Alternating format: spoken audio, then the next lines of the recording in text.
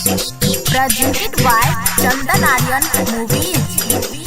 बटका कान होई कंचन इब्राहिमपुर बटका कान होई दुआरा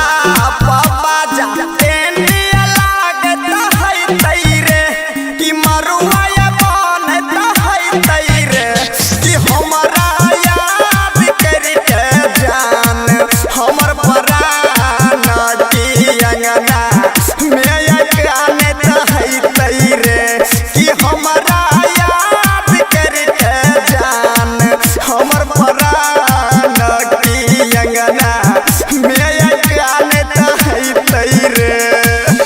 गोरे गोरे हाथ में मेहंदिया लागत है तैरे कि सब कोई नाचत है तैरे कि हमारा याद करके पगली हमारा जाना की वसरा बटका कान होई तैरे कि हमारा याद करके पगली हमारा जाना की वसरा बटका कान होई तैरे कंचन इब्राहिमपुर बटका कान होई तैरे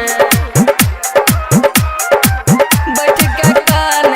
होई तैरे भेलै मैं टकोरबा आई बराती आई तैरे कि दुआरा सफारी लगत रे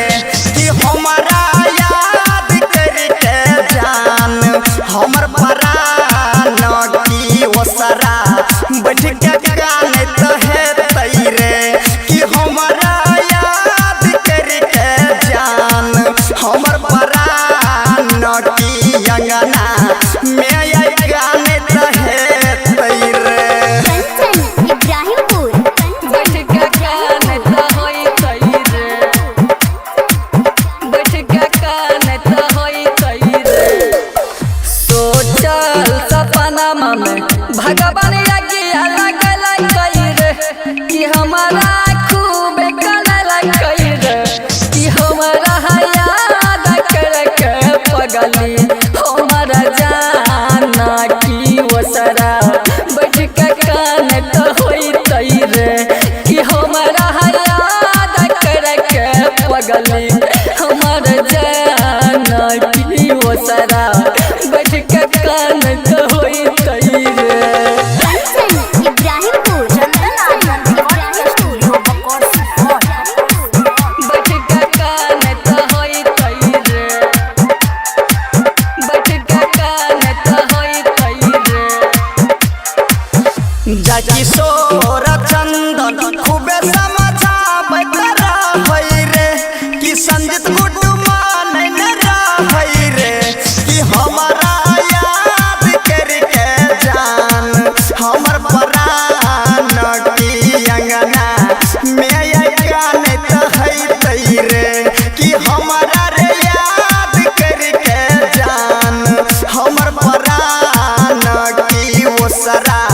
बटका कानत है तैरे गोरे गोरे हाथ में मेहंदिया लागत है तैरे कि सब कोई नाचत है तैरे